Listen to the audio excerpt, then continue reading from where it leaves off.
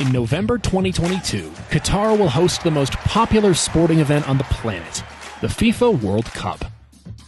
According to some estimates, the World Cup will cost Qatar around £138 billion, US $220 billion. This is around 60 times what South Africa spent on the 2010 FIFA World Cup, which cost $3.5 billion. As a result of such a large-scale event, it is no surprise that Qatar could potentially reap numerous benefits that spread far beyond the realm of the sporting industry. But why is Qatar spending so much money on this event? What are the economic benefits for Qatar by hosting the FIFA World Cup in 2022? Also, are there any risks involved in hosting such a huge event? Let's find out. Over the years, football has surpassed basketball as the most popular sport on the planet. It is now played in more than 200 nations, and no other sport has attracted such a large fan base. And the Football World Cup is a massive event in terms of the statistics it generates for everyone involved. Of course, FIFA is the sole organization in charge of arranging the event and has complete control over all income, but everyone is pleased as long as they get a piece of the billion-dollar profits. A bidding procedure determines the World Cup host country, and it is a tight battle. Hence, FIFA covers all of the World Cup's operating costs, while the host country is responsible for any infrastructural enhancements, such as stadiums and transportation networks. In fact, organizing such a large and popular event necessitates a significant investment, particularly in the development and enhancement of world-class infrastructure. As a result, if the country wins the offer, it will pique the interest of investors, potentially boosting the economy. The Gulf state will host the first World Cup in the Middle East, as well as the first in a Muslim country, and no other event has ever taken place in the winter in the Northern Hemisphere. Some viewed FIFA's choice of Qatar to host the Men's Football World Cup in 2022 as a risky move. Others, including former FIFA president Sepp Blatter, thought it was a blunder. Moreover, for some years, Saudi Arabia, the United Arab Emirates, and Bahrain had imposed air, land, and sea blockades on the country. Because of that, it was difficult for the country to carry out most of the developmental procedures. However, the Qatari government remedied the situation by contracting with additional suppliers and contractors to continue the project's implementation. The transport blockade is also over, and the borders are now open again. The World Cup final in Qatar in November will be unlike any other, and the logistical challenges that organizers will encounter, from providing enough housing to coping with rowdy supporters, will only increase. Now, multiple questions must be popping up in your head right now. Like, is Qatar really spending $220 billion on the FIFA World Cup 2022? Or can Qatar afford to spend more than its GDP on hosting the FIFA World Cup 2022?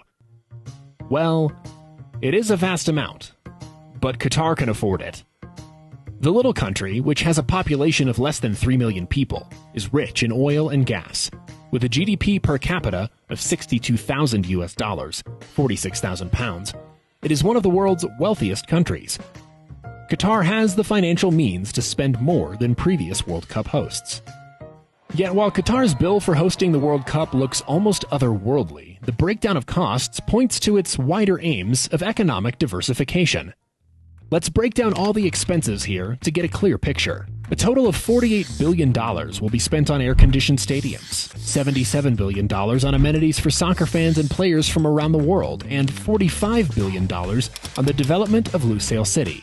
Qatar has also set aside $50 billion to improve its transportation infrastructure, including the construction of new rail and metro systems.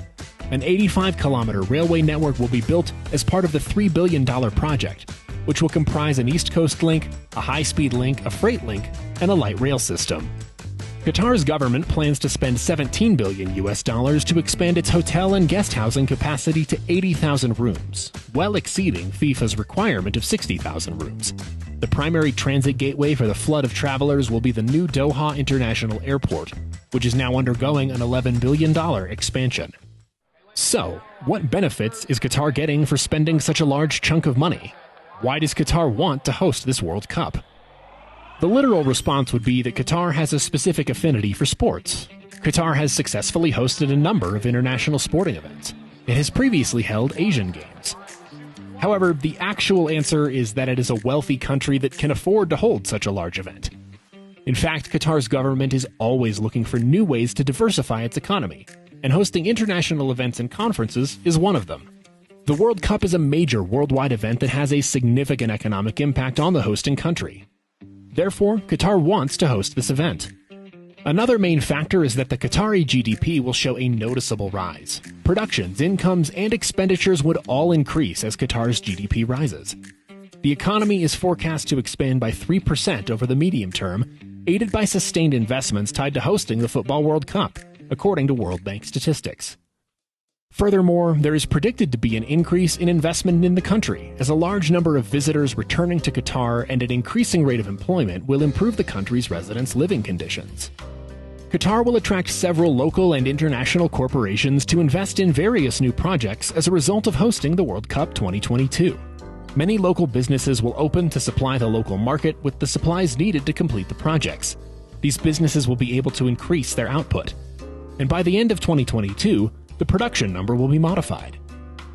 The development of infrastructure for the purpose of hosting and entertaining guests will provide the country with several economic benefits. Qatar estimates that hosting the FIFA World Cup will result in the creation of more than 1.5 million new jobs in major industries, such as construction, real estate, and hospitality. It is also important to highlight that the predicted benefits of hosting the World Cup include not just the event itself, but also the opportunity to promote Qatar's tourism sector. After the World Cup, the estimated number of tourists is expected to climb over 3.5 million, with a potential of 7.4 million by 2030. As we can see, the development of the service and sports industries has a great deal of potential for economic growth. Investments in service facilities and 12 stadiums would help Qatar diversify its economy away from its current reliance on petroleum and gas and toward its service, tourist, and sports industries. Finally, Qatar's inflation is expected to stabilize at 2% by 2023, up from 0.23% now. Overall, the World Cup's economic impact on Qatar is likely to be even greater, owing to the massive boost in its GDP that occurred as a result of its current preparations for the Cup. And forecasts for its GDP after the Cup are expected to be maintained, if not higher. With this in mind, it appears that hosting the World Cup gives a lot of opportunity for a country to differentiate its industries and expand its infrastructure and service sectors. And as a result, it prepares the path for a country to experience significant growth. Moreover, it is needless to say that the current development plans and investment that Qatar has made in its infrastructure, service, and sports industries have clearly demonstrated their potential and predicted growth. So we can expect growth to be particularly centered around these industries, in both the short and long term. So, now that we know all the benefits of hosting such a huge event, you must probably be thinking, are there any risks involved as well? Qatar's preparations for the 2022 World Cup have been fraught with controversy. Qatari corruption allegations have dominated the news in recent months, with many believing that their hosting of the World Cup was linked to FIFA and other political authorities being bribed. The existing situation of construction workers engaged to create the World Cup stadiums has raised serious human rights issues. Qatar has vowed to improve its safety and living standards for migrant workers, but policies have yet to be implemented, and human rights groups are suspicious of these claims. There's also the weather to consider. While FIFA has relocated the tournament from its traditional June-July schedule to November-December, supporters will still face hot temperatures as they travel between venues. The new calendar also means that the 2022 World Cup will clash with the Premier League's schedule, which will enrage many football fans. Then there is the issue of how Qatar will deal with an excess of stadiums and hotel rooms following the tournament. After hosting the event in 2010, South Africa experienced a similar difficulty, and Qatar, which has a major football market to cater to close by, threatens to lose much more. Finally, with Qatar locked off from its natural and cultural environment, first-time Gulf visitors will have little to see other than sports. The majority of the region's famed historical monuments are in Saudi Arabia, and some of the world's top museums are in the United Arab Emirates, so travelers stuck in Qatar may be disappointed with their Gulf trip. So, Qatar's problems are just getting started.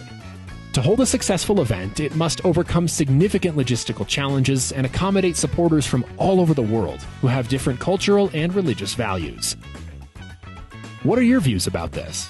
Is it right for Qatar to host the Football World Cup this year?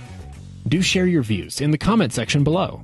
And if you found this video informative and enjoyed the content, make sure to subscribe to our channel and hit the like button as well. Thank you for watching.